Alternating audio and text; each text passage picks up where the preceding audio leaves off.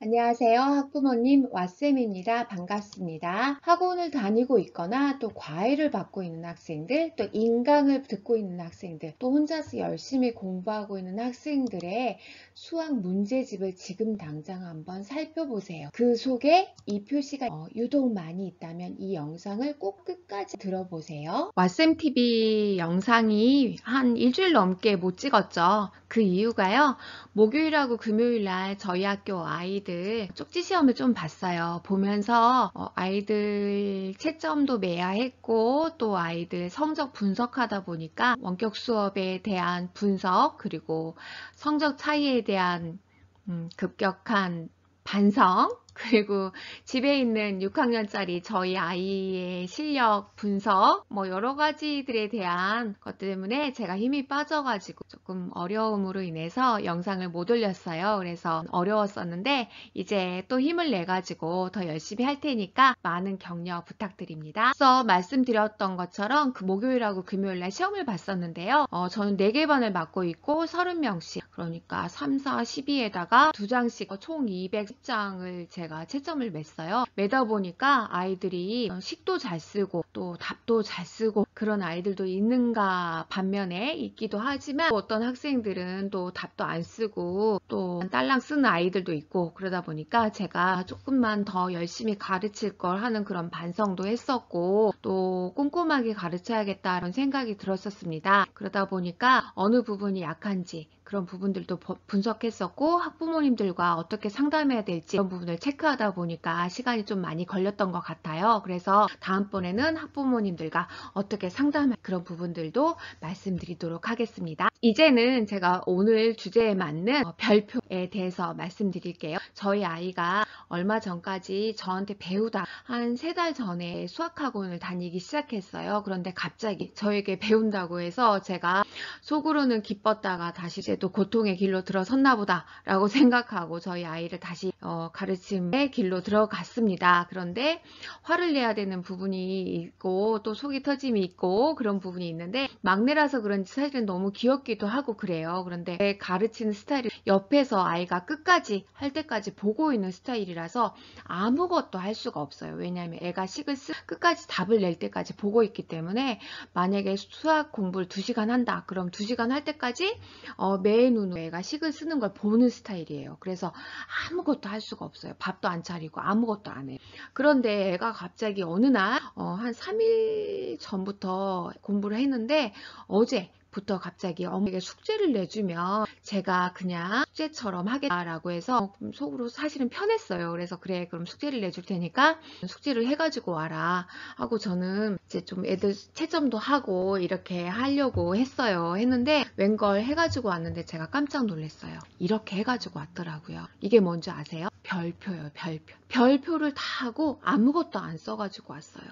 옆에 숫자는 뭐냐면요. 본인이 채점을 한 거예요. 별표는 몰라서 못 풀었다. 사실은 다 풀 수 있는 거예요. 왜냐면 제가 매 눈으로 본다 그랬잖아요. 다 풀었던 거예요. 풀 수 있는 문제를 귀찮아서 별표를 치고 못 풀었기 때문에 답만 쓴 거예요. 채점을 해서. 아이가 이렇게 했더라고요.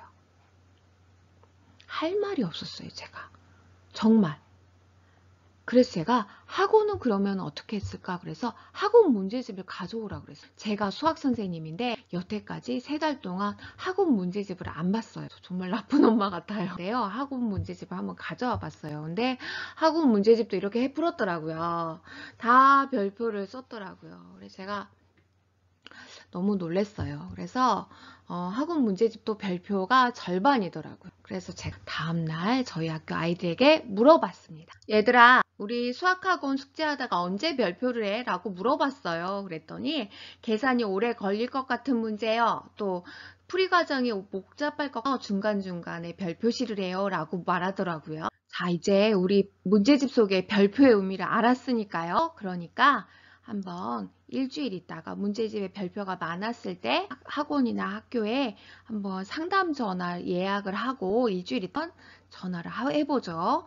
우리 아이 공부를 잘하고 있는지. 네, 어머니 공부를 정말 잘하고 있습니다. 숙제를 잘하고 있습니다. 이런 선생님인지 아니면 누구가 숙제를 잘 해오기는 하는데 조금 성실해 오지 않아요. 별표만 잔뜩 채워오지 너무 안 해와서 제가 남겨서 공부 좀 시켰습니다. 이런 선생님인지 어떤 선생님인지 진짜 선생님인지 우리가 별표만 가지고도 알고 알 수 있겠네요. 자, 어떻게 하면 별표를 줄여줄 수 있을까요? 네, 첫 번째는요. 정해진 과제를 모두 해결하면 맞춰주는 거예요. 그럼 이 아이는 정해진 과제가 많은데 집에 갈 수 없겠네? 라고 생각하겠죠. 아니에요. 학원 같은 데 가면은 처음에 우리가 진단평가에서 주어진 학습량이 있어. 그러니까 학습량을 그것만 하고 가면은 되는 거니까 그 안에서 해결하고 가면 되는 거니까 그 양만 하고 집에 갈 수 있도록 하면은 더 이상의 별표는 존재하지 않는 거예요. 네, 두 번째는요. 별표시가 예상된다면 모두 다 풀어와라 이런 과제보다는 짝수 번호만 풀어와라 또는 홀수 번호만 풀어와라 이렇게 일부분의 과제만 풀어오도록 해주는 게 좋을 것 같아요. 세 번째로는요. 별표시의 근본 원인의 파악이 중요하다고 생각이 돼요. 예를 들어서요. 우리가 아이의 수준에 맞는 문제집이나 또는 인강, 또 학습 방법 등을 교체해 주는 거예요.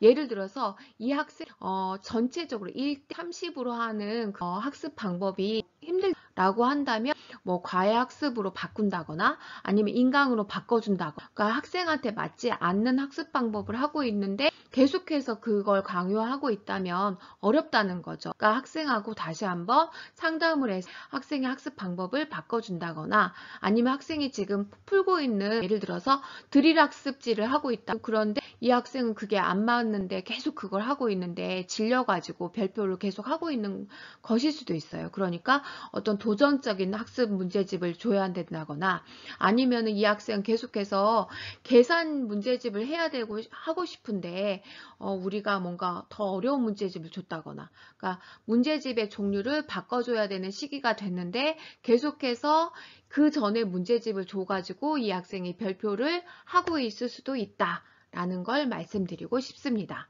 또 그 부분에 대한 수학 개념 학습이 부족한 것일 수도 있어요. 그래서 이 학생이 선생님이 볼 때는 알아요 라고 해서 그냥 푸는 척 했는데 집에 가서는 그냥 아까는 알아요 해서 그냥 푸는 척 했던 거고 다시 풀려고 하니까 몰라가지고 그냥 계속 별표를 하는 것일 수도 있다라고 말씀드리고 싶습니다. 또 세 번째로는요.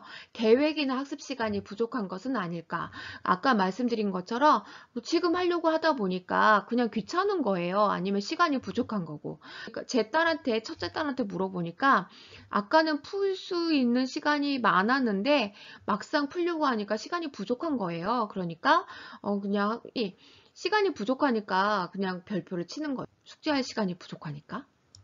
그리고 학습하는 과정에서 누군가 꾸준한 피드백을 해주면 좋겠다. 이거는 제가 드리고 싶은 말씀이에요. 왜냐하면 그냥 누군가가 옆에서 조금만 봐주면 이게 맞는지 틀린지 알 수 있는데 계속해서 이게 긴가민가 하기 때문에 더 이상 자신감이 없는 거예요. 그래서 아이들이 계속해서 하고 싶은 마음이 없어가지고 이게 맞는지 틀린지 모르기 때문에 자신감이 결여돼가지고 어려운 문제 도전하고 싶지 않고 내가 이게 확실히 아는 건지 모르는 건지 그걸 모르기 때문에 더 이상 문제를 풀고 싶지가 않은 거죠.